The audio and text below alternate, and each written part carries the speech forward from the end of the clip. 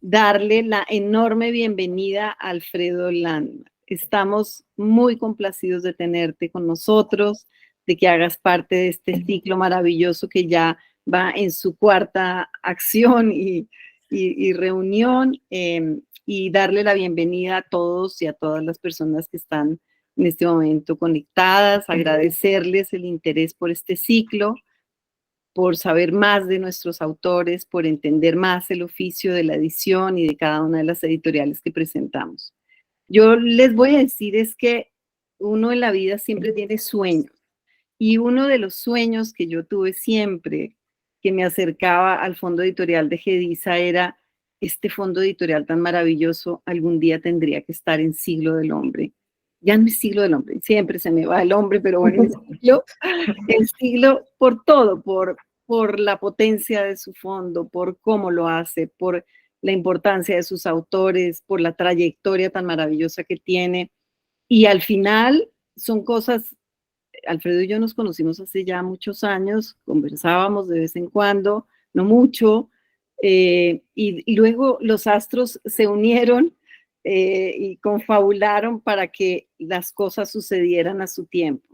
Y Gediza y NET han llegado recientemente a Siglo y hacen parte, pues, digamos, ya de nuestros intereses, de nuestro cariño y de la potencia y la fuerza que queremos darle a ese maravilloso fondo editorial, que son en realidad dos. Así que, sin más preámbulos, los dejo con María Elvira y con Alfredo Landman.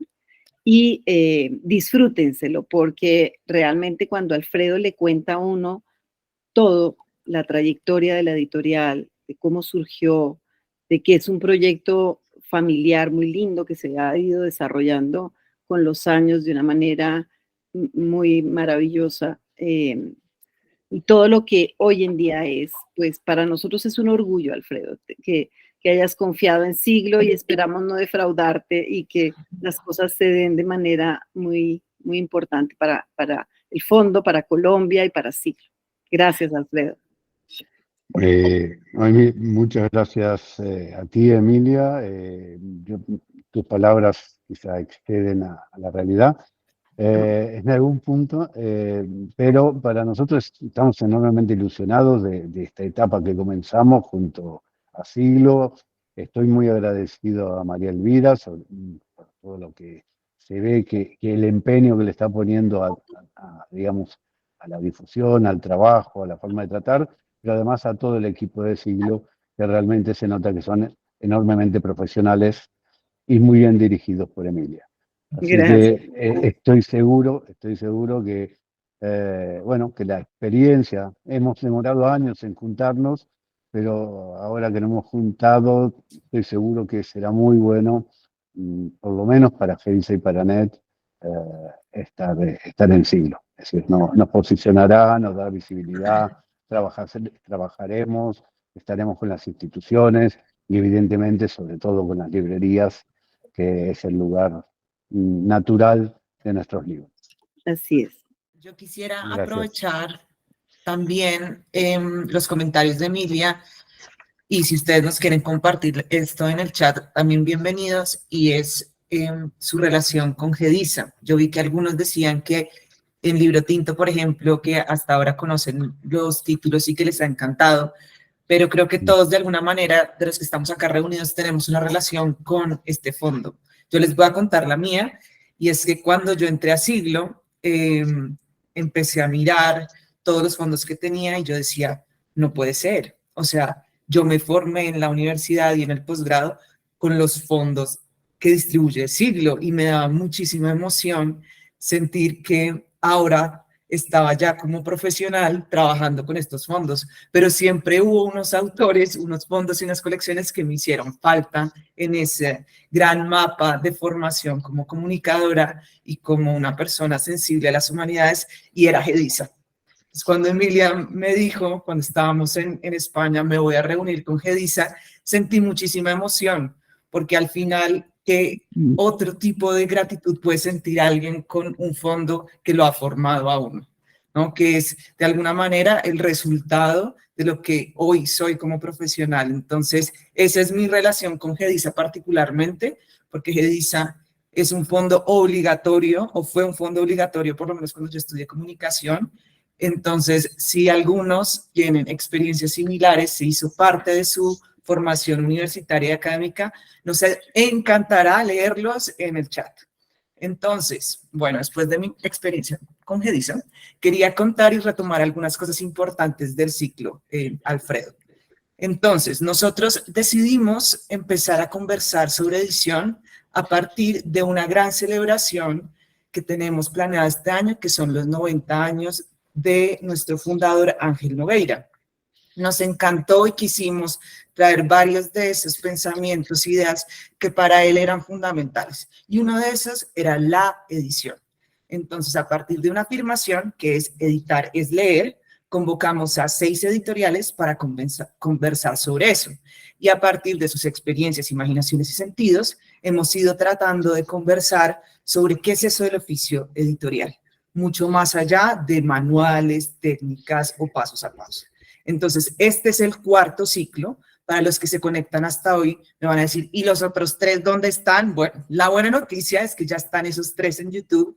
Si alguno no estuvo y está interesado en que le mandemos las memorias y otros contenidos relacionados con esos 3 ciclos anteriores, perdón, 3 encuentros anteriores, por favor, deje sus datos en el chat y con mucho gusto, Julia Martínez, que es parte del equipo de comunicaciones, o Juliana Zambrano, nuestra directora de marketing digital, se los podrá enviar. Entonces, por favor, dejen sus datos si es el caso.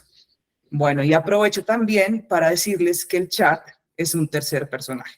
Entonces, Alfredo, nosotros tenemos el reto de ir conversando lo que planeamos, pero ir mirando también el chat. Entonces, yo voy a estar muy pendiente si algunos de los comentarios que están acá los podemos ir integrando a la conversación, o si nos toca desviarnos y asumir el reto de ir contestando las preguntas. Entonces, los invito una y otra vez a que ustedes nos ayuden a construir esta conversación con sus comentarios en el chat.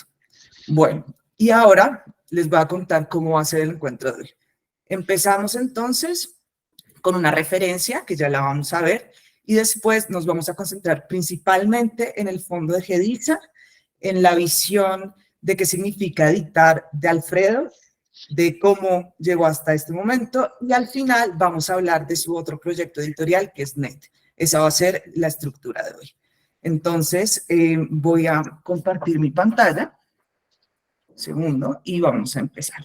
Bueno, como saben, parte muy importante de este ciclo de edición es entender el mundo a partir de las múltiples formas de lectura y cómo eso se relaciona con el oficio editorial y también con nuestros sentidos. Entonces, acá va una referencia de Alfredo. Ya vamos a conversar sobre esto.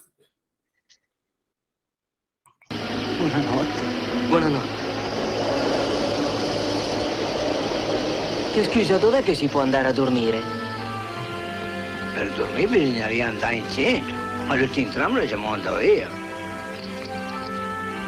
Potrei ospitarlo a casa mia, se lei crede. Grazie. Andiamo allora. Andiamo.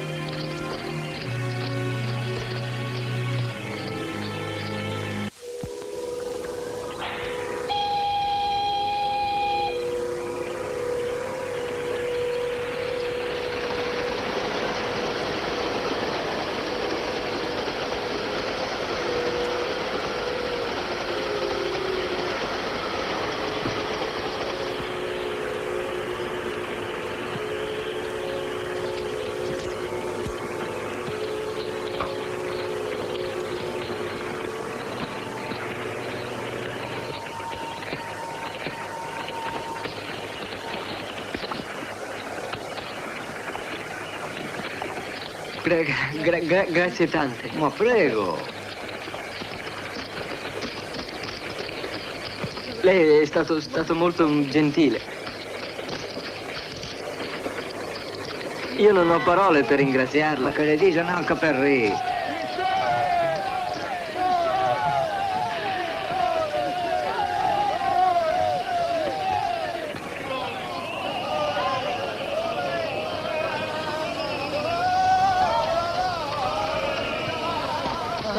Venga, venga.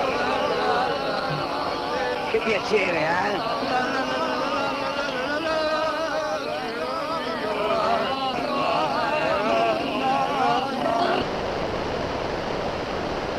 Vale, entonces,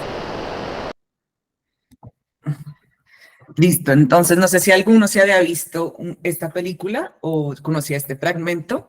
Si es así, nos quiere compartir algo en particular, pueden hacerlo en el chat sin ningún problema.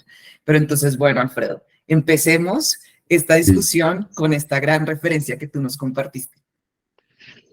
Bueno, como todos vieron, es un fragmento de El Milagro de Milán, de Vittorio De Sica.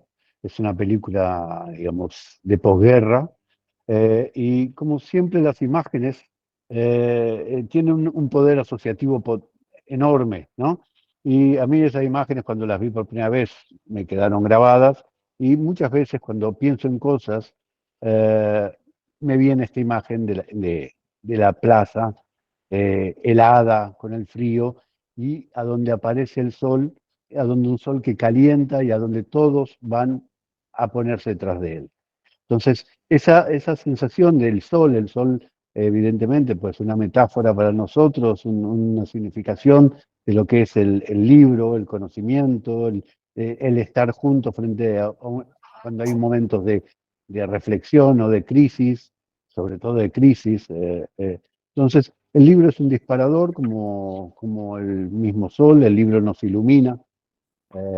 Y quizá cada uno toma las asociaciones como bien puede o quiere, siente, y cuando tú me hablaste de poner un fragmento de una película, realmente me vino a la mente rápidamente eh, Vittorio De Sica con El Milagro de Milán. Sí, a mí me encantó la referencia desde el principio. Creo que nombras muchas cosas importantes relacionadas con el mundo del libro. Me voy a quedar con dos. Una, la asociación, ¿no? Hay de entrada un gesto de generosidad, que es una palabra o una forma de entender el mundo que ha salido mucho en este ciclo, y es esta persona que sin tener nada le ofrece quedarse en su casa a un completo desconocido, ¿no? Eso me pareció muy bonito. Y esta escena, la final, donde están todos en grupito, dándose calor, pero también recibiendo el sol. Yo creo que eso es muy importante en estos ciclos. Y lo otro que nombras es la crisis. La crisis, ¿no? Acá estamos en la guerra o la posguerra y cómo esta película, igual que todo el realismo italiano, perdón, pues corresponde a un momento en específico que está viviendo Europa. Y eso también le pasó a Gediza. Y quisiera que empezáramos a hablar de ese momento donde nace Gediza en 1977, porque su contexto y lo que está ocurriendo no es aislado. Exacto. Bien dices. Yo, como hablamos en su momento, es decir, yo creo que las editoriales vienen con una marca de época, ¿sí? Y que dice viene marcada de su origen, eh, nace en el año 77 como fruto bajo el signo de la inmigración, una inmigración eh, que, que es salida de un país a donde comienza una época oscura de dictadura para llegar a una metrópoli, una ciudad como Barcelona, que en ese momento empieza a vivir en un proceso totalmente inverso de apertura y de luz, ¿no? Entonces Gediza de- se instala en Barcelona en el año 77 rápidamente comienza a generar su fondo editorial. Eh, Creo que ahí, si quieres, te sigo desarrollando un poco Sí, la idea de cómo comenzó todo esto, ¿no? Yo creo que fue un momento muy particular, eh, tanto de España, de Barcelona, como por supuesto de la gente que tuvo que salir de Argentina por razones de la dictadura. tanto por una cuestión de salvarse físicamente como para salvarse intelectualmente, ¿no? Entonces, enorme cantidad de intelectuales y académicos salieron de Argentina y se fueron desperdigando por todo el mapa, por Estados Unidos, México, Latinoamérica, Europa, y Gediza de una forma, diría, casi natural, sin proponérselo, diría yo, eh, funcionó como una especie de imán de todo ese mundo que estaba diasporizado, y a través de su acción editorial eh, fueron trayendo a la editorial no solo sus propios textos, sino a través de ellos, como director de colección o como autores, todas las referencias del pensamiento en ese momento que estaba circulando, sobre todo por Europa y por Estados Unidos, y empezaron a generar un proyecto en Barcelona que justamente estaba profundamente receptiva a tratar de captar todo aquello que durante 40 años se le había negado, ¿no? Que era el saber, el conocimiento, el acceso a la cultura, el conocer otros mundos más allá del propio de la dictadura de Francisco Franco. Bueno, Entonces, adelante. no, creo que ese es el momento fundante de Gediza, pero es un momento que la marca, porque las colecciones, algunas nacieron en la década finales del 70, otras en los 80, otras en los 90, pero siempre fue una marca muy asociada entre el mundo de Europa y el mundo de América Latina, ¿sí? Y a través de pensadores que habitaron todos estos espacios, se fue construyendo un catálogo a través de diferentes colecciones que refleja esta interacción de ser una editorial que en última instancia es una editorial híbrida en el punto de vista que pertenece tanto a América Latina, tanto a Europa, tanto a todos los espacios, y creo que eso le da un tono de, de particularidad, de formas propias que ha ido generando a lo largo de las décadas. Es decir, Gediza ya ha cumplido más de 45 años, ¿no? Bueno, quisiera señalar algunas cosas para que las tengamos en cuenta Mm, en el recorrido y sobre todo en el mm, ciclo. mm, La primera, como dices, Gediza logra ser un mm, imán, pero sobre todo un puente entre el pensamiento europeo, o que se produce en diferentes partes de Europa, y el latinoamericano. Eso es mm, muy importante para Gediza y pues para Siglo, porque de alguna forma es entender como un mm, proyecto responde a las necesidades de los intelectuales de sus países. Entonces, eso, y si ustedes ahora vamos a ver en el catálogo, van a descubrir muchos autores de mm, Latinoamérica. Un segundo punto que quiero señalar que tiene que ver con una idea transversal del ciclo es mm, cómo el momento histórico que vivía España en ese momento, después de que se acaba la dictadura y empieza la transición a la democracia, mm, originó a tres proyectos editoriales de los que hemos hablado en este ciclo: a Antropos, a Pretextos y ahora Gediza. Cada uno en su estilo y con sus particularidades, pero todos coincidían con ese momento, como tú lo dijiste y acá anoté, que era una apertura a la luz. Y una vez más vuelvo a la idea de la referencia a ese sol, mm. ¿no? El La sol, eso. editorial, el proyecto cultural, como esa esperanza y apertura para el conocimiento. Y ahí Mm, entonces te quiero hacer dos preguntas, Alfredo. La primera tiene que ver con una idea global de Gediza, que es el mejor ensayo, el mejor pensamiento. Entonces, ¿cómo entiendes tú el pensamiento ahí en el catálogo de Gediza? ¿Qué son ensayos, son investigaciones, es solo no ficción? right. La particularidad de Gediza, que es un catálogo hasta ahora totalmente de no ficción. Es un catálogo que yo describo que tiene tres niveles, que son tres niveles que funcionan casi como un ascensor, yo digo un ascensor que sube, y básicamente, por ejemplo, tenemos en el nivel más alto los libros académicos, que son libros de formación, universitarios, digamos, de experiencia, de teoría, y a donde hay líneas muy claras asociadas con ello, como puede ser la colección de comunicación, colección de antropología, filosofía del derecho. Hay que entender que Gediza a lo largo de estos años diría que ha abarcado casi todos los ámbitos de las humanidades, ¿no? Algunas con una presencia muchísimo más fuerte, algunas con presencia un poco más débil, pero en ese primer ámbito encontramos los libros académicos, que a veces el libro académico, el libro académico se mantiene esa posición, pero quizá en otro nivel tenemos el libro cultural, ¿no? Ujú. El libro de reflexión, de pensamiento, el libro que permite ampliar públicos, permite traer temas a debate, posicionarse sobre diferentes cuestiones, siempre hecho desde el máximo, la medida, el máximo nivel. Son libros de lo que denominamos libros culturales, de pensamiento, de reflexión. Son libros que dentro de este ascensor pueden subir al ámbito académico, y pueden compartir espacios totalmente con la academia, ¿no?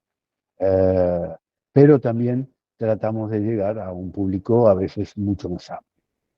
Para eso por ejemplo, ahora hemos generado una colección muy concreta, donde ese ensayo de pensamiento, a su vez, tiene características narrativas. Ok, Entonces, claramente con un espíritu de ampliación de públicos, sabiendo el sello y leyendo lo que es Gediza Cult, por ejemplo, reúne todos los textos de pensamiento de Gediza, pero que tienen una voluntad narrativa, ¿sí? Entonces, ese texto de historia o ese texto de antropología que bien lo puede leer un médico o un abogado, ¿no? perfecto.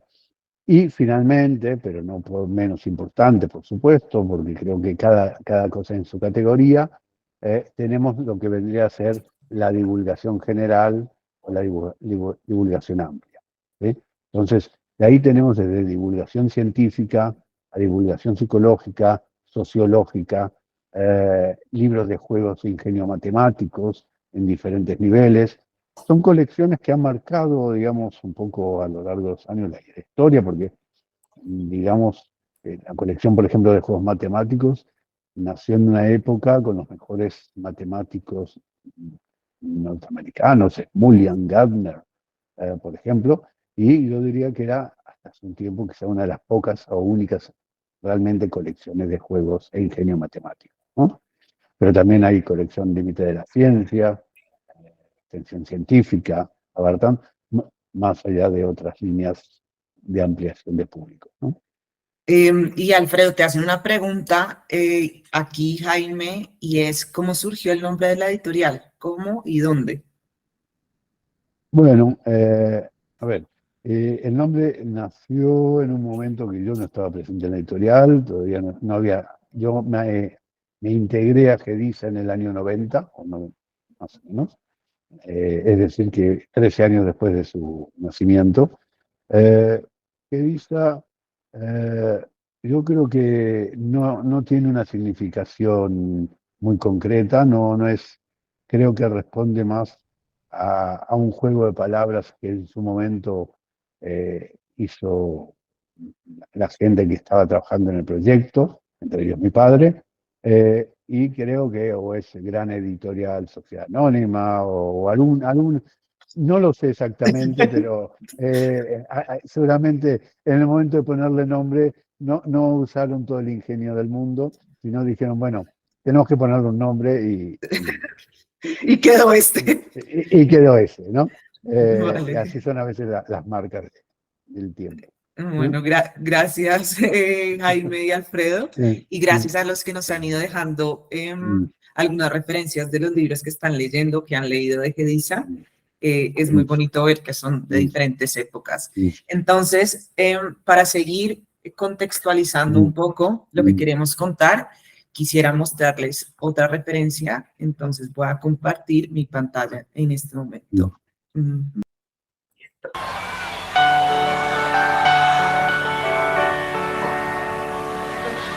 Da un poquito más de monitor. Nito, ¿Qué? ¿te acordás de qué tono era esto? De... Sobre todo, tirame. ¿Qué? Perdón. León, dame la charleta. Ah, bueno.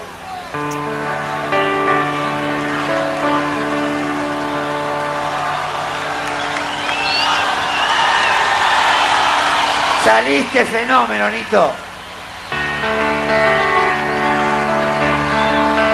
Quizás porque no soy un buen poeta, decirte que te quedes quieta hasta que yo termine estas palabras.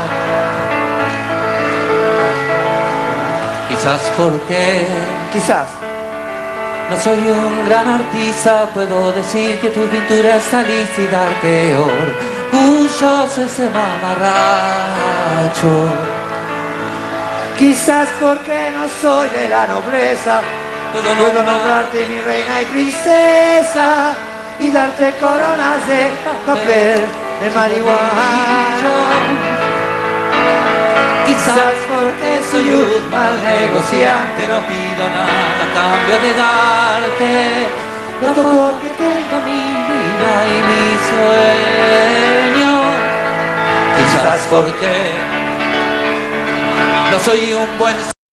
Bueno, les voy a dejar hasta acá porque si no nos quedamos oyendo Charly García. Bueno, ¿a quién no le gusta Charly García? Ahí sí pueden mandar todas sus canciones favoritas. Creo que es muy, muy importante. Me encantaron tus referencias de Charly y escogí empezar con esta porque es Sui Generis y Sui Generis nos pone en un momento importante de Argentina. Tiene que ver... esta canción es de 1973, un poco antes de que se creara Gediza, pero es una canción que acompañó a muchas personas durante varias épocas, pero Charly García representa el rock latinoamericano, que tiene que ver con lo que habíamos hablado, de cómo se van creando estas redes de pensamiento latinoamericano, y sin duda no solo amamos a Charly, sino a muchos otros grupos de rock argentino que también llegaron en un momento muy importante haciendo muchas cosas. Aquí ya la gente está feliz con Charly, entonces, bueno, cuéntanos por qué escogiste esta y empezamos a conversar.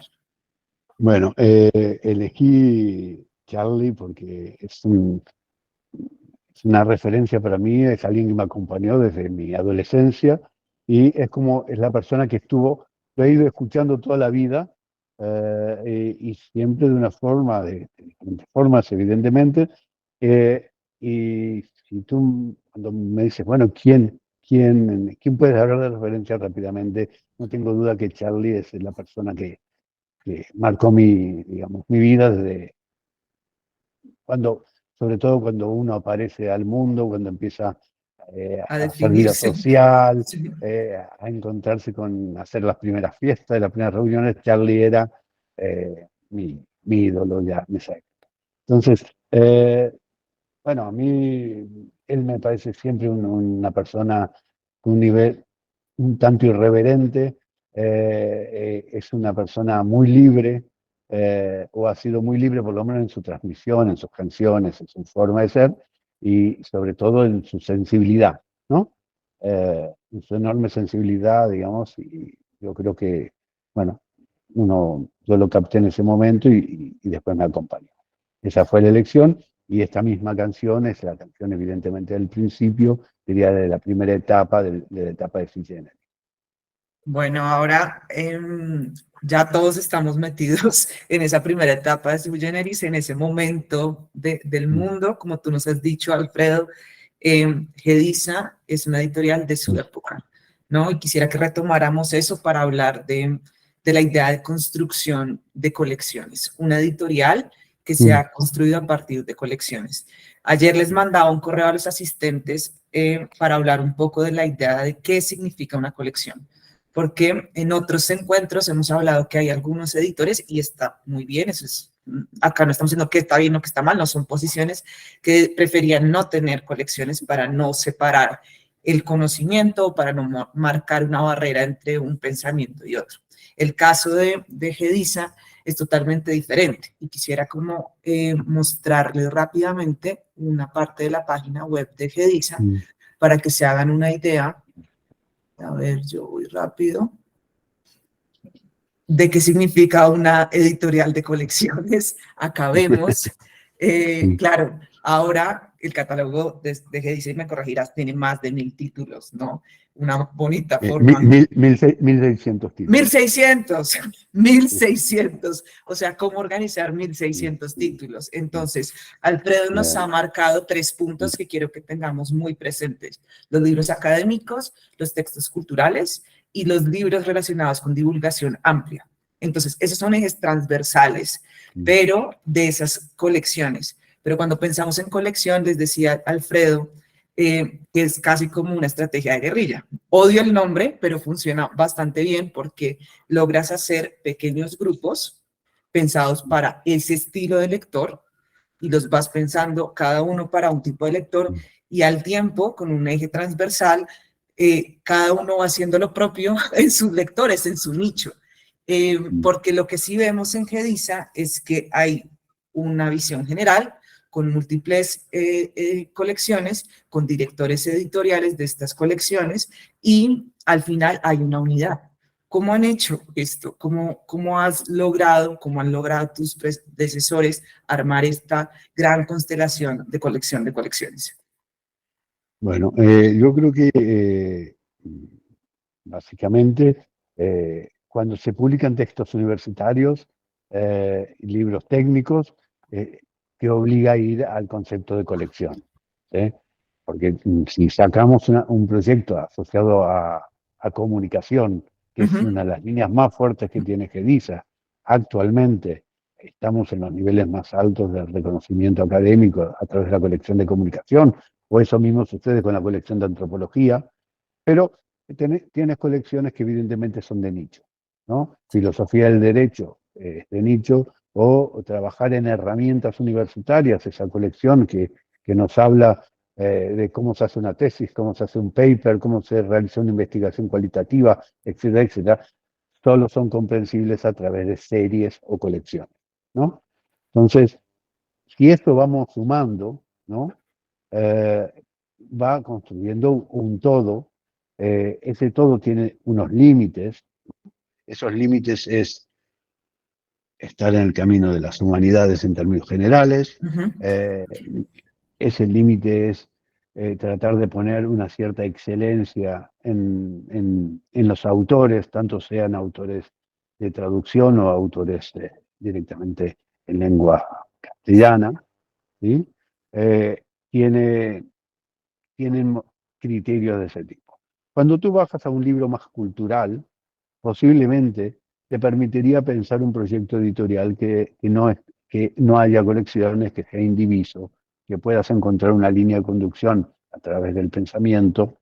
Y es más, hoy en día, y es algo que a mí me tienta y me parece muy interesante, y quizá algún día lo asocie, es que uno puede jugar hasta en campos mucho más amplios, que no solo estás en la no ficción, sino podrías jugar desde ámbitos de la estética, acercarte a la narrativa y al libro literario, o desde el campo del periodismo, también al periodismo literario, y poder introducir nuevas formas a donde el concepto de colección desaparece, ¿no?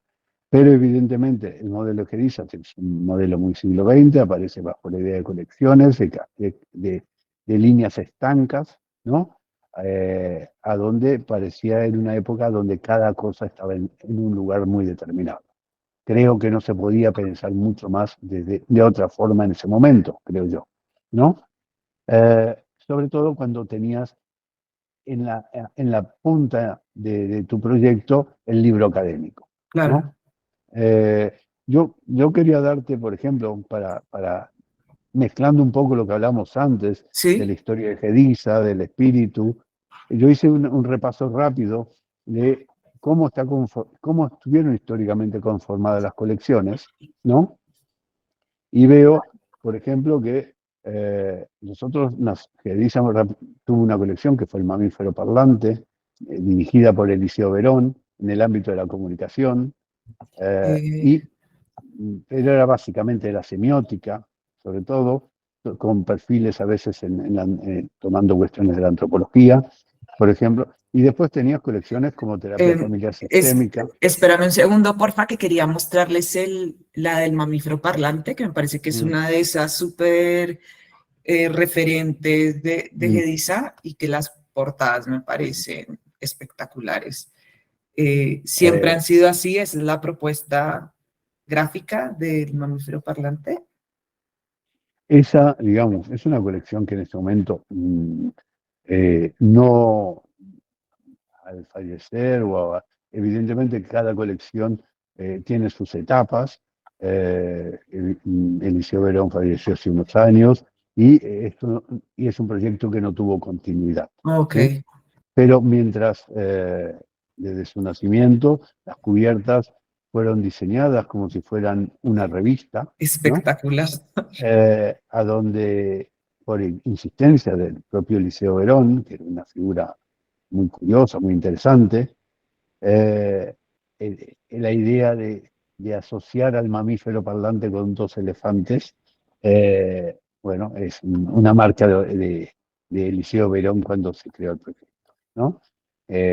Y había una serie mayor y una serie menor, que la serie mayor, evidente, del elefante grande y el elefante chico, la serie menor. Pero sí, hoy en día quizás resulta muy difícil pensar casi la diagramación de una revista de esta forma, ¿no? Sí. No sé, yo recuerdo en mis inicios que uno diagramaba revistas o cuestiones o proyectos y lo hacía sobre el papel y manejando muy bien los conceptos espaciales de título, subtítulo, columnas. Uno aprendía a maquetar de una forma muy formal, muy estructurada, pero en esa época, cuando nació esta misma colección, creo yo que la hacíamos sin ordenador. Sí, espectacular. Me encanta. Entonces, Quería sin mostrárselas embargo, a todos, sí. Sin embargo, la hacíamos sin ordenador, pero si tú miras los títulos que hay ahí, Waslavic, Ajá. Dominic Bolton, Paolo Fabri, bueno, son autores que, por suerte, el mismo Eliseo Verón, hoy son autores que siguen Súper vigentes. estando, ¿no? Que siguen siendo como clásicos. Son clásicos muchos de ellos, ¿no? Bueno, tú nos estás haciendo el recuento de otras colecciones y yo te interrumpí en esta en particular, pero si quieres Sí, continuemos. siguiendo lo mismo, sí, haciendo rápidamente, pero para dar un poco esta idea de que qué es la particularidad de Gedisa. Desde sus orígenes, encontramos que Carlos Slutsky dirigía terapia familiar desde Palo Alto, de Estados Unidos. Oscar Mazota dirigía la colección de psicoanálisis desde Barcelona, cuando en Barcelona el psicoanálisis no existía en absoluto, ¿no? Wow. Y cuando llegaron los primeros, como en tantas partes, cuando llegan los argentinos, llega el psicoanálisis, en una época, ¿no? O los franceses o los argentinos. Pero tenemos a Ernesto Garzón Valdés desde Bonn, con la colección de Filosofía del Derecho, Néstor García Canclini en otro momento con la colección Culturas desde México, Emilia Ferreiro desde México con la colección Lean, Juan Carlos Tedesco desde Ginebra con Debate Socioeducativo. Es decir, creo que fue un momento muy especial, que no solo eran ellos, sino eran ellos con lo que absorbían de cada lugar a donde Wow, estaban sí. implantados, ¿no?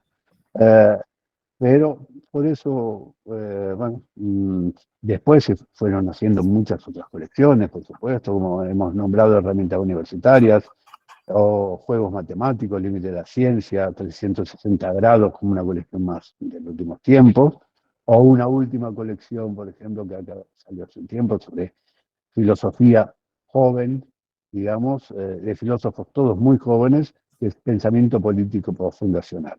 ¿no? Es una colección que está creciendo y que son todos filósofos muy jóvenes, básicamente primero de Barcelona, y ahora se está ampliando al resto de España y posiblemente de Latinoamérica en un futuro, ¿no?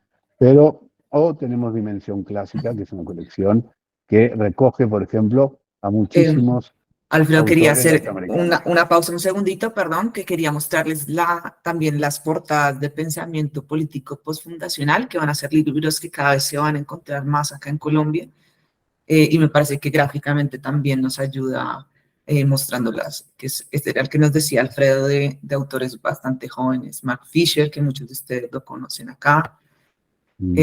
Acá, estos son libros sobre los autores, ¿verdad? Sobre cada autor. Exacto. Vale. Es una colección. La particularidad de esta colección son varias cosas. Por un lado, decir que el diseño de la colección ganó el premio de diseño de hace unos años, a la colección del año, digamos, el diseño colección, el diseñador. Y por otro lado, eh, se trata de pensar eh, mm, lo político más allá de la política, ¿no? O viceversa. Es decir, es llevar el pensamiento en el siglo XXI de muchos pensadores del siglo XX, reinterpretado a la luz de nuestra época, de este presente, del 2020, digamos, es una colección muy joven, eh, y, y trata de pensar la política, ¿no? O más allá digamos, de las estructuras convencionales, digamos, de los modelos de, de- de la política. Entonces, son todos básicamente son todos profesores universitarios, que cada uno va trabajando diferente autor, básicamente del siglo XX, siendo el último Mark Fisher, que ya tiene una pata en el siglo XXI, Sí, ¿no? sí. Pero todos los otros son siglo XX. Los próximos, por ejemplo, el próximo a salir es Walter Benjamin, eh, y así hay un Perfecto. programa de 2 o 3 libros por año de este nuevo proyecto. Vale. Eso quiere decir un poco también en esta historia cómo sigue avanzando de una forma u otra, reinterpretándose el pensamiento en la editorial, ¿no? Perfecto. Entonces, hemos hablado de algunas colecciones, como ya nos has dicho, nos has mostrado más casi que gráficamente cómo los diferentes directores y directoras de colecciones estaban en distintas partes del mundo, y entonces uno se empieza a imaginar México, Europa, no sé qué, tal, y se va haciendo como un gran mapa del pensamiento latinoamericano y de la diáspora argentina, que eso quisiera resaltarlo una y otra vez porque es una manera muy bonita de entender el proyecto de Gedisa como esa forma de buscar el sol y la luz, ¿no? Entonces, creo que es muy importante eso. Entonces, hablamos de esta, hablamos también de la colección de este libro, que es la colección de herramientas universitarias. Particularmente les queríamos recomendar que Alfredo lo ha dicho varias veces, pero quería mostrárselo, que es cómo se hace una tesis, lo que a nadie le sobra ese libro definitivamente, y además pues es escrito por Humberto Eco. Y me voy a ir a una que todos yo creo que tienen clarísimo, que es Clademo. Entonces es como el corazón casi de Gedisa. Cuéntanos un poco de esa colección, cómo se ha transformado en el tiempo, no solo gráficamente, sino en sus áreas del conocimiento. Y bueno, el nombre, que siempre trae muchas preguntas, ¿no? Sí, bueno, el nombre, empezamos por el nombre, también es un juego de palabras, y vendría a ser clásicos del mañana, ¿no? Ok.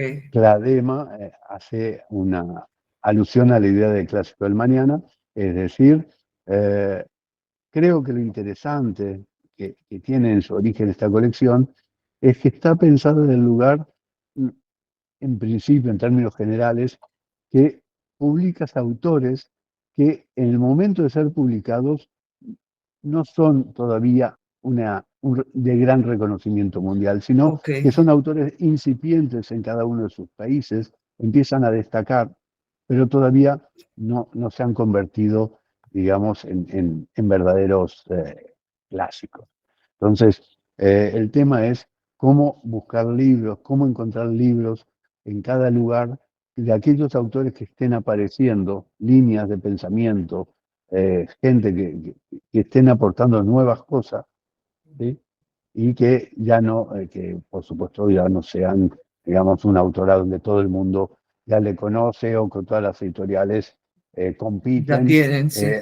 y a través de quizá una lucha de anticipos y etcétera, lo que a veces se da en el sector editorial. Entonces, Cladema es la colección más extensa de Gediza, tiene más de 700 títulos, cumplió Ah, 700 es una títulos. editorial en sí misma. Sí. Es una editorial en sí misma, tiene el título número 700 es el libro de Roger Chartier, ¿El de editar o cuál es? editar y traducir, Ay, buenísimo, lo exacto. tengo acá abierto Eh, porque, a y ver, entonces, con el libro de Roger Chartier celebramos el número 700 de la colección Cladema. Yo creo que Chartier es un autor que creo que es muy conocido en Colombia, como algunos otros que a lo largo de los años han ido viajando. Veo ahí el mensaje. Qué bien. sí, Bueno, yo creo que Chartier ha viajado mucho a Colombia, si no me equivoco, como otros autores como Marc Augé, que sé que en alguna época todos los agostos viajaba a a Colombia. Bogotá a dar clases. Pero autores como ellos nacieron en Gediza cuando todavía no eran clásicos, ¿no? Entonces, respondiendo a este nombre de clásicos del mañana, es apostar por figuras emergentes, ¿no? Que esa era un poco la idea.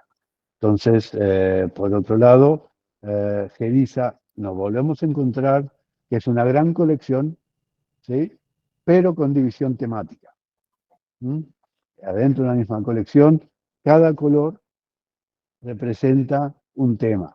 Ok, Entonces, los colores azules son los de historia, los morados son antropología, quizá la línea más fuerte y reconocida, igualmente de antropología, pero son menos, pero la más grande es los verdes de Cladema.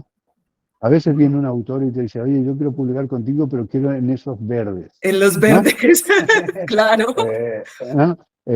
Y bueno, es como que son marcas de reconocimiento. A claro, uno le da ilusión cuando alguien viene y te dice, no, pero yo quiero aquí, ¿no? Quiere claro, decir que evidentemente eh, la reconoce, ¿no? Es decir, y conocen gente que está en el ámbito, que son filósofos y quieren estar juntos a Ronald Borkin, como el que aquí, o a Norberto Bobbio, o a Gianni Vattimo. Por ejemplo, en el caso de Gianni Vattimo, la primera vez que fue traducido al castellano fue traducido por Gediza, ¿no? Y siendo él un muy joven, yo creo menos de 30 años, ¿no? Eh, y así muchos otros, ¿no? Tú vas pasando, algunos son autores muy clásicos, como Wittgenstein, y ahí no puedo decir lo mismo, pero tienes a Marcelo Pagman o a Mao, Pierre Cafred, yo bueno, ahí la lista.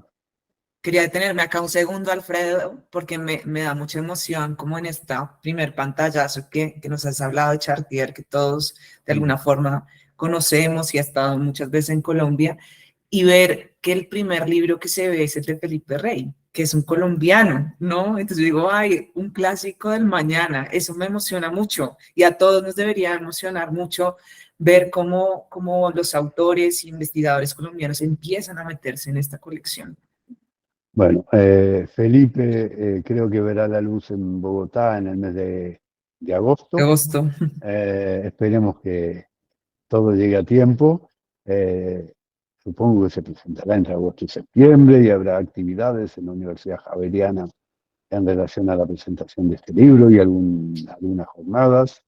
Así que, bueno, creo que haber apostado por Felipe, con quien venimos colaborando hace mucho tiempo. Él ha hecho sus estudios de doctorado en Barcelona, así que eso nos llevó a, además de conocernos más de otros ámbitos, Felipe, digamos, hemos trabajado y pensado algunas cosas juntos, así que yo creo que es una muy buena apuesta. Si tú lees o ya cuando vean el dossier asociado al libro de Felipe y la contracubierta, ciertas personas del más alto a nivel internacional, como James Mansbridge, por ejemplo, hacen realmente unos comentarios muy, muy elogiosos de la obra de lo que Felipe trata en el sistema representativo que lleva como título el libro. Así que bueno, Ahí esperemos está, sí. que sea un éxito ya. Bueno, entonces quería rápidamente mostrarles esta autora, que si la podemos ver acá rápidamente, a Rosy, ¿cómo se pronuncia el apellido, Alfredo? Braidotti. Braidotti.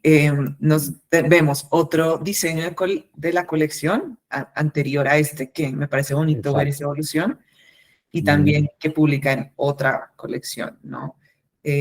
Una autora de la casa ya. Rosy Braidotti es autora de la casa. Tenemos previsto en 2024 nuevas obras de ella.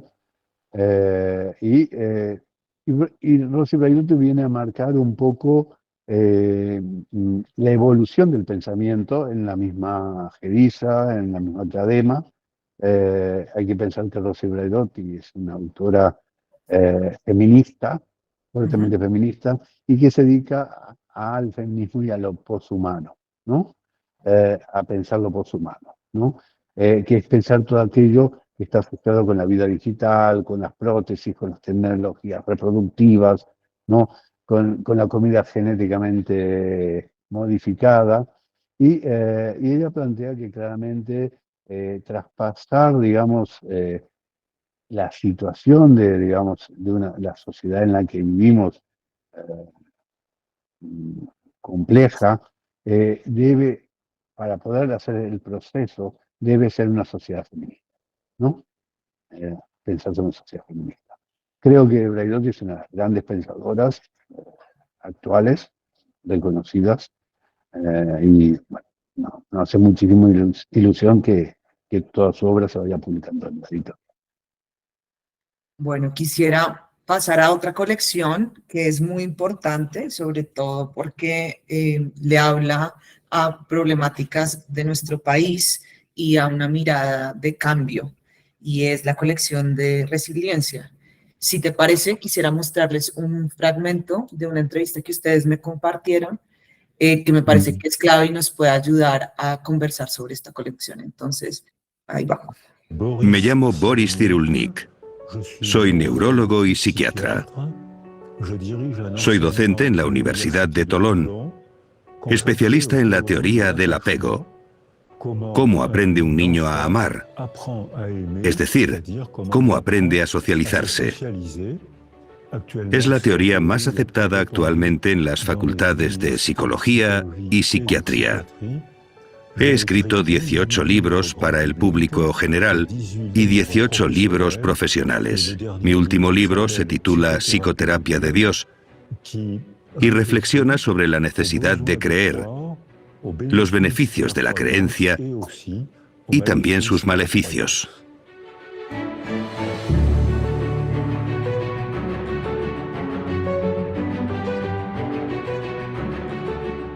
Hola. Hola. Señor Cyrulnik. Me llamo Violeta. Hola, Violeta. Yo soy psicóloga. Bueno, voy a dejar hasta ahí como para antojarlos, pero conversemos entonces de la colección. A ver. Mira, yo creo que es una de las colecciones más exitosas que ha tenido la editorial en los últimos años.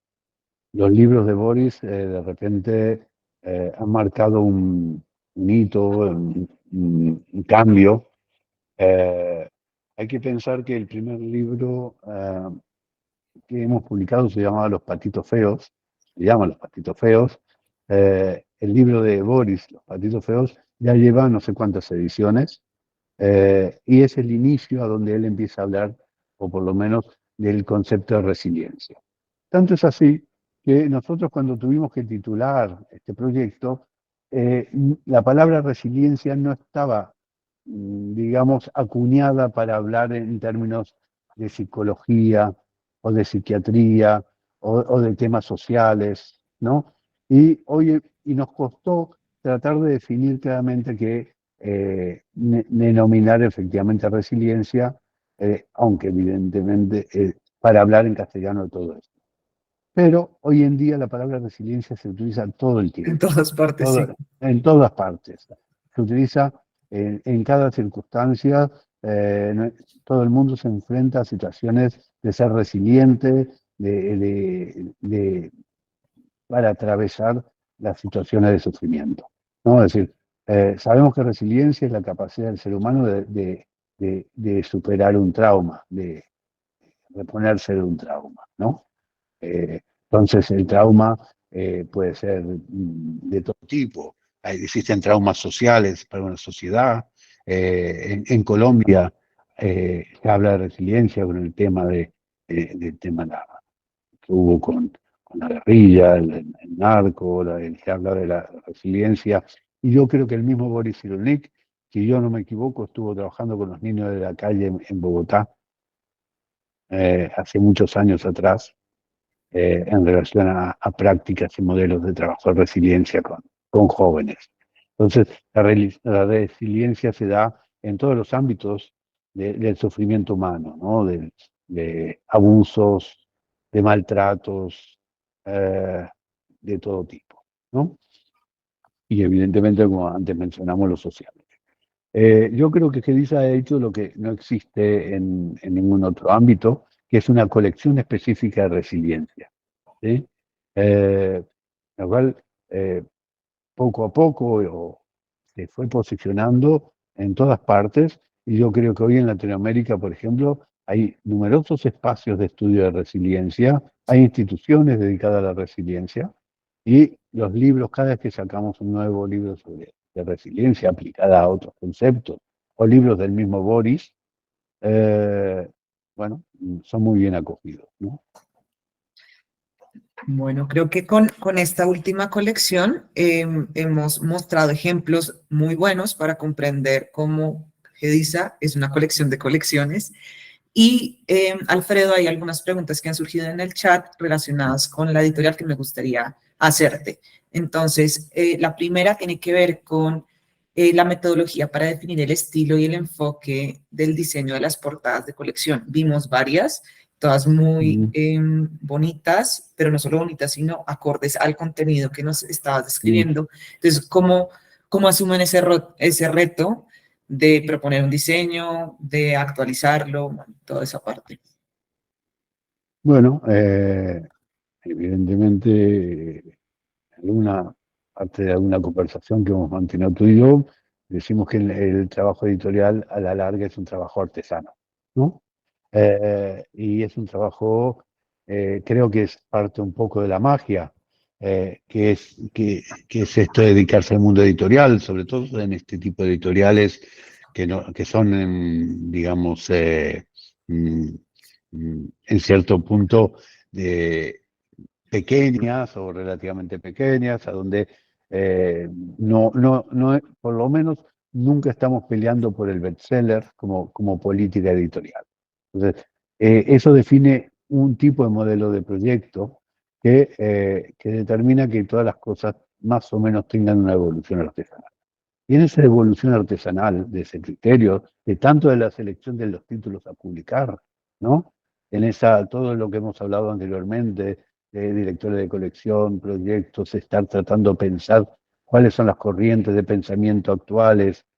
Desde ahí al diseño de portadas, es un proceso que se da muchas veces en grupo, en reflexiones con diferentes gente, con diseñadores, con gente que están en los equipos de trabajo con uno mismo, y uno va haciendo acercamientos a los temas, tratando de asociar el tema a una imagen, a un proyecto determinado. Y en este caso, por ejemplo, la resiliencia, la idea de cubiertas muy blancas, con una imagen muy concreta, bueno, se nos hacía muy patente de que eso transmitía claramente o Claro, daba lugar a un libro que, que además también por su diseño invitaba a leer a un público más allá del especialista, claro. ¿no? Es un Los libro que títulos, ¿no? puede, También los títulos son muy son buenos. más lúdicos, sabemos que la resiliencia es un tema muy serio, ¿no? Cuando estamos hablando de resiliencia, estamos hablando eh, de traumas, ¿sí? Pero al mismo tiempo estamos hablando de superación de traumas, ¿sí? Entonces, lo que vamos con la cubierta es en la idea de la superación de ese trauma, de cómo trabajarlo, de los procesos que hay que seguir. Eso entonces es una cubierta abierta, blanca, que quiere invitar a que la gente se pueda acercar de alguna forma a ese texto y que no es solo para técnicos, no solo para profesionales, porque yo creo que los libros de resiliencia permiten una ampliación, digamos, son esos libros que podrían ser semitécnicos en algunos casos, pero que claramente también pueden entrar dentro de de esa divulgación psicológica en algunos también, a veces, no todos, ¿no? Eh, pero amplía público. Y entonces ahí, sobre el día de las portadas, sucede eso, como cuando cumplimos 40 años, empezamos a pensar que la colección troncal de Gedisa, que es Cladema, necesitaba un restyling, Sí, ¿sí? O como, bueno, como hay portadas que han aguantado muchos años o muchas décadas, y bueno, y uno siente que hay colecciones que van evolucionando hacia otros espacios y necesitan o rediseños o a veces migran a otras colecciones, ¿sí? Ha eh, sucedido con libros nuestros que terminan migrando a otras colecciones. sí, Sí. se cambian de grupo.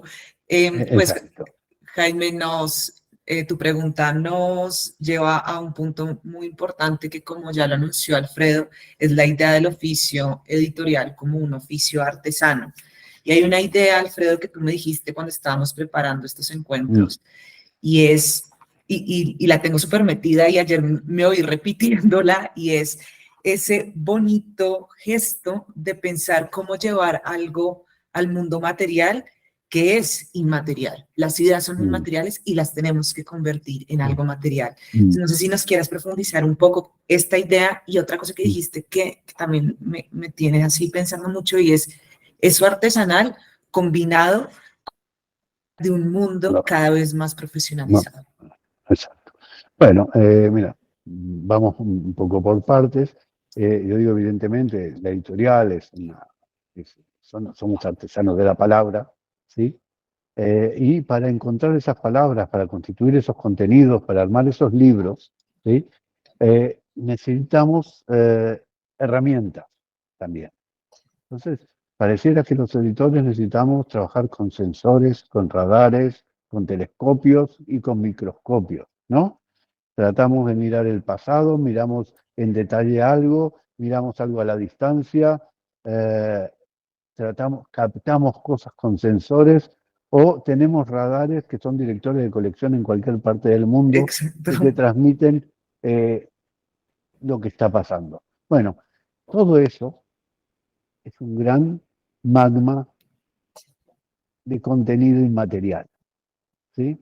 Esos son lo que está ahí, lo que fluye, lo que se hierve en sí mismo, ¿no? Se cocina y nuestro trabajo finalmente es reconvertir todo eso en la materia libro, ¿no? En la materia libro, que hoy en día tenemos esa materia híbrida que es el ebook, que quizá podría ser, pero finalmente tiene sus formas, tiene su forma de lectura, tiene su corrección de estilo, tiene su estructura, ¿no?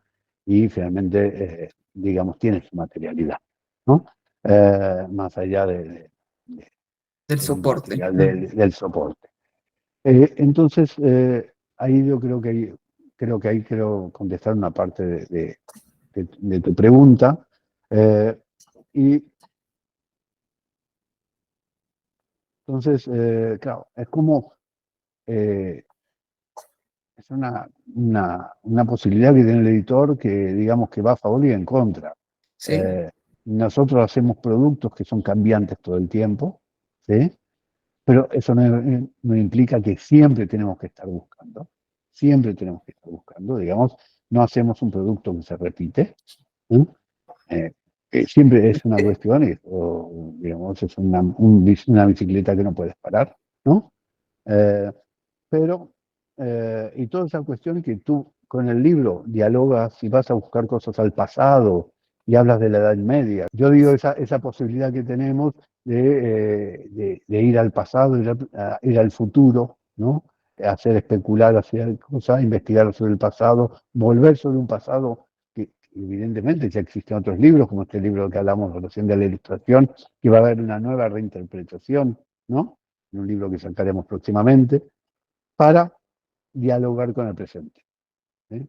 Y esta es la idea de lo inmaterial y lo material, ¿no? Que tiene el trabajo editor. A su vez, viene una segunda parte, todo esto asociado a un trabajo muy artesano, finalmente, porque no hay otra forma que pensarse artesanalmente para estos proyectos, ¿sí? Pero al mismo tiempo, tenemos cada vez, y que es más evidente, que el peaje de la profesionalización. Si queremos llegar a la librería, ¿sí? Si queremos que el libro esté para el lector, atravesamos un mundo cada vez más sofisticado, más profesionalizado, más industrializado, a donde hay que estar cuidando todos los procesos, pero no solo uno, sino al mismo tiempo el otro te marca el camino, ¿no?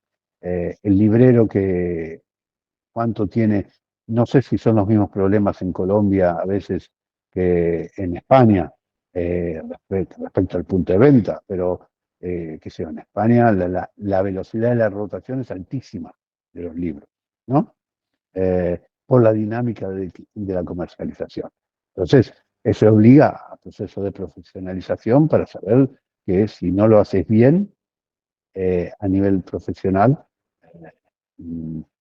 llegarás a destiempo y fracasarás. Sí. No te puedes equivocar casi, ¿no? Se vuelve no te puedes equivocar en muchas, digamos, en diferentes elementos que produce, acompaña al producto libro, porque los errores se pagan caros, ¿no? Sí. En ese proceso. Y creo que esto está ocurriendo un poco en todas partes, y toda la vía desde el proceso de logística, de distribución, el trabajo propio de los libreros ante la avalancha de novedades, productos, o frente a la competencia de otras formas de contenidos, hace que, bueno, que sean de lo artesanal a lo profesional, yo creo que nos encontramos ahí en ese espacio de lucha, ¿no? Quisiera hacerte una pregunta que decían en el chat muy, muy concreta, y es, ¿los libros de Gediza están en ebook, están en formato digital? Todos los libros de Gediza se hacen de hace años en los dos formatos, ¿sí? Ah, perfecto. En la mayoría están en formato, digamos, digital, y poco a poco vamos recuperando libros del fondo editorial. Listo. Bueno, ahora quiero hacer un micro puente con la última referencia de Alfredo. Entonces, ¿qué vamos a escuchar hoy? Un segundo.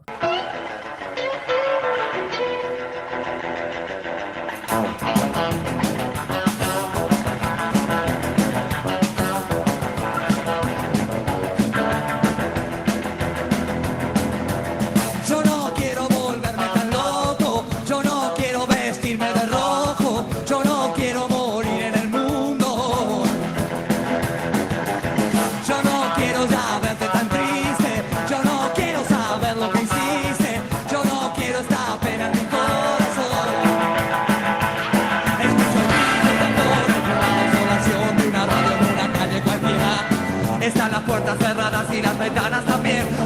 que nuestra gente está muerta. Presiento el fin de un amor en la era del color, la televisión está en las vidrieras. Bueno, y con esta canción de Yo no quiero volverme tan loco, bueno, primero, querías decirme algo y ahora te pregunto, sí. Sí. A mí, la otra que mencioné, Inconsciente Colectivo, me parece, si después tenés un minuto, Ah, también. la ponemos, listo.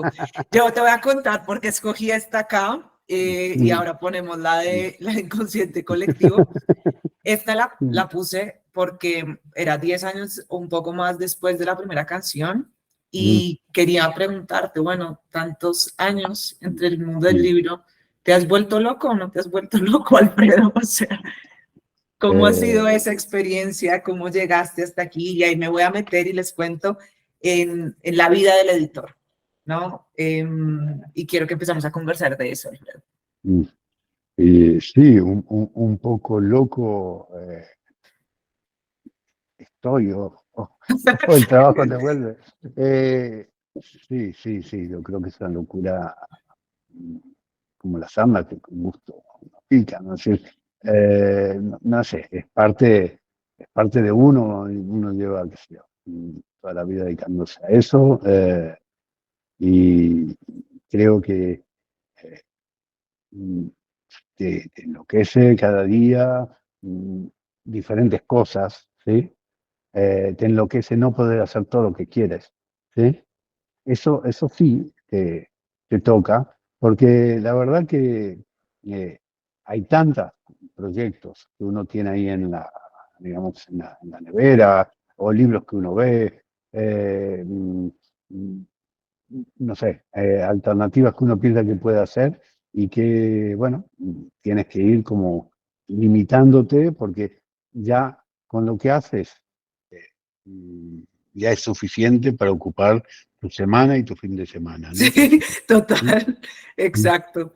Un mm, poco decíamos eso cuando hicimos la promoción de este ciclo y les vamos a contar por qué estos editores han dedicado sus días y sus noches al mundo del libro. O sea, mm. es eso y también lo lindo de sentir que el tiempo no alcanza es que se disfruta mucho este oficio, ¿no? Tu vida como editor y tu vida profesional está atravesada por múltiples intereses, desde la sociología, las ciencias sociales, atravesada por el diseño, y también ha estado entre Argentina y España. Entonces, cuéntanos cómo ha sido esa relación tuya, como casi que no se preguntaba si era del destino, ¿no? Como tu padre ya siendo editor, ¿te lo pensaste desde el principio ser editor? ¿Cómo fue ese proceso? ¿Cómo llegaste hasta Gedisa? Bueno, quizá el caso curioso, mi padre no era editor, ¿sí? Mi padre se convirtió en editor a los 50 años, o más, cuando llegó a España. Antes no era muy profesional, era ingeniero, pero evidentemente tenía la idea de que le gustaba el libro y en un momento dado, cuando fue el proceso, digamos, en el año 77, apareció la alternativa de convertirse en editor, ¿no? Así que, y ahí hizo también su propia metamorfosis de ser ingeniero a ser editor, ¿no? Eso es como el origen. Yo, evidentemente, a mí me gustaba mucho el diseño gráfico, me gustaba la producción gráfica y me gustaban mucho las ciencias sociales, ¿no? Estudiar historia o sociología, pero también hacer muchos cursos de maquetación, diseño, corrección de estilo, formación en máquinas offset, en maquinaria. Entonces, yo sí creo que mi formación como editor justamente es una formación construida por muchos cursos diferentes, de muchas formaciones diferentes, tanto en el ámbito académico por un lado, pero por otro lado, sobre todo en el marco de la formación técnica, ¿no? Me gustaba estudiar tipografías, maquetar, diseñar o lo que fuese, y además yo rematé mi proceso haciendo, mi historia es un poco especial, yo vine en el año 70 y finales del 76 a Barcelona, pero yo del 85 al 90 regresé a Argentina, ¿sí? Y volví a Barcelona, ya con 30 años, ¿sí? Para hacer un máster de edición. Entonces era el primer máster de edición que se hacía aquí en Barcelona, era el primer año o el segundo, y uno de los objetivos en ese momento era terminar de formarme en temas editoriales y para culminar un poco esa formación fue el máster de edición. Así que, y en ese momento, que son los años 90, yo me integro a Editorial Gediza, con un breve lapso de un año de estar trabajando también en Paidós, ¿no? Y ahí pasaste por muchos oficios, ¿no? En Gediza. Claro, bueno, Gediza he realizado un poco todas las labores, ¿no? Es decir, desde almacén, por supuesto, a promoción y después poco a poco a hacerme el cargo de todo el proceso de edición, ¿no? Es decir, al proceso de ser editor, ¿no?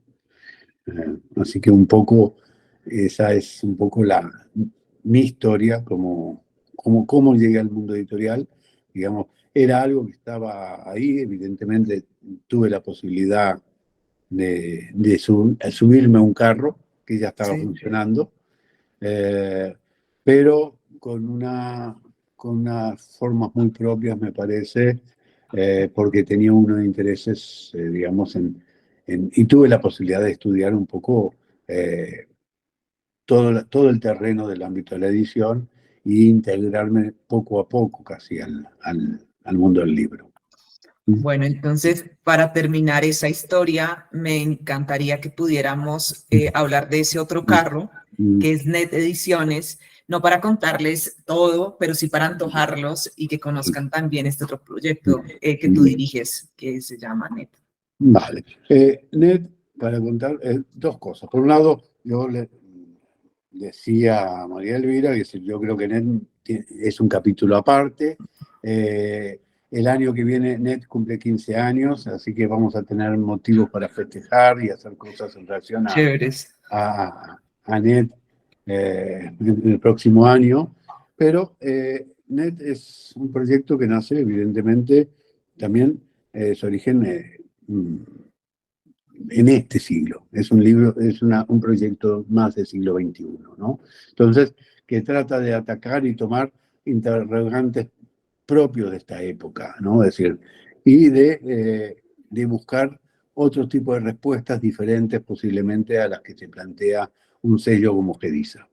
Si Gediza tiene claramente una idea de una editorial con una estructura académico-cultural como gran estructura y la base de comunicación, Net es más horizontal en algún punto, tiene una colección que se llama Huellas y Señales, a donde trae los temas de época, totalmente temas de época, ¿sí?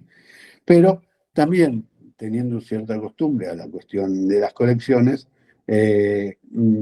no puedo evitarlas si hay ciertas líneas de colecciones. Entonces, en Net tenemos una colección, por ejemplo, Huellas y Señales es lo más troncal en ese punto, pero también tenemos una colección, por ejemplo, en sus orígenes, que es Proyecto Natur, ¿sí? O después más de Proyecto Natur tenemos una colección propia de psicoanálisis, muy concretamente, o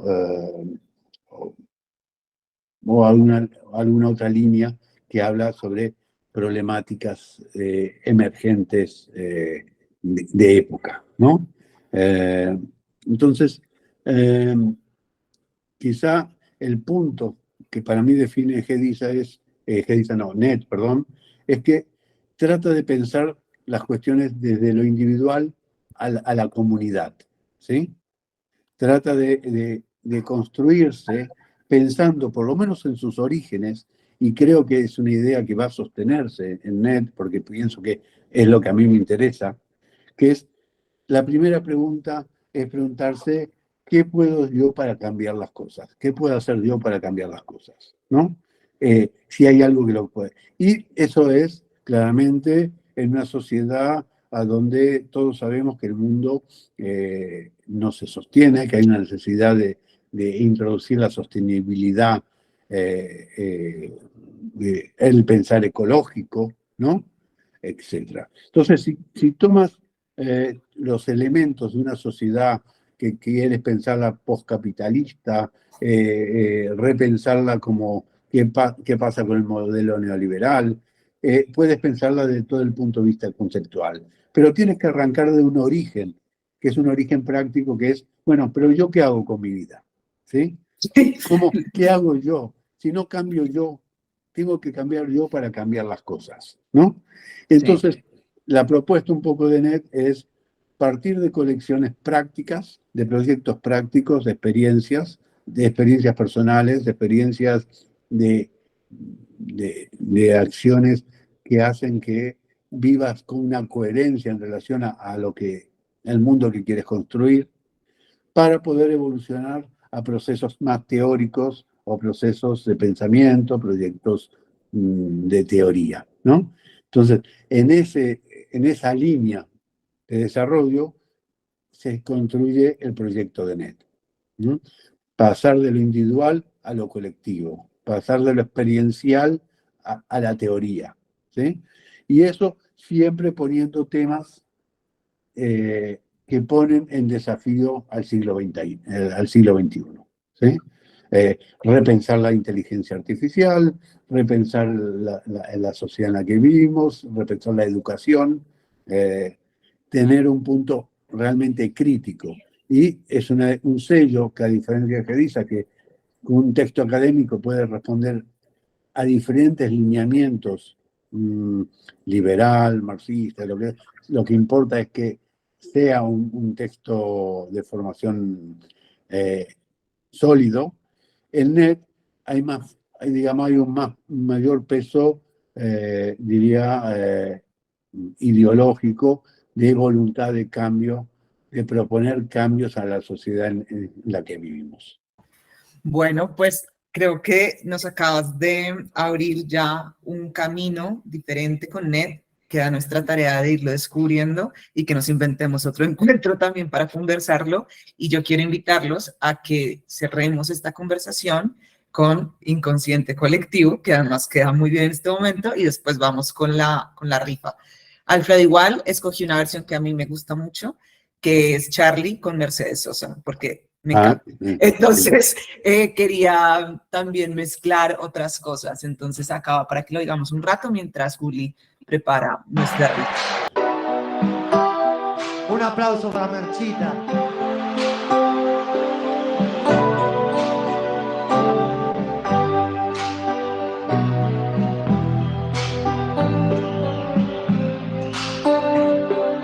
Nace una flor, todos los días sale el sol. De vez en cuando escuchas aquella voz, como de Sosa de cantar.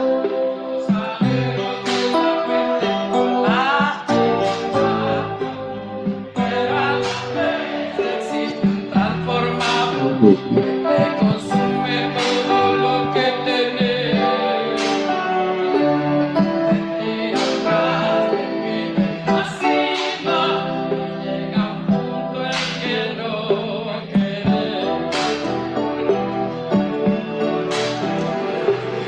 Ama la libertad, siempre la llevas en tu corazón.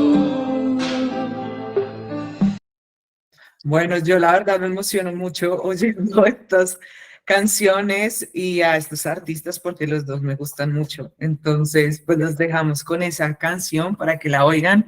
Si nos quieres comentar algo más sobre esta canción, Alfredo, y vamos de una con la rifa. No, lo mismo que tú, cada vez que la escucho me emociono. La verdad que es puro, pura transmisión, cada frase de él pega en el cuerpo de uno.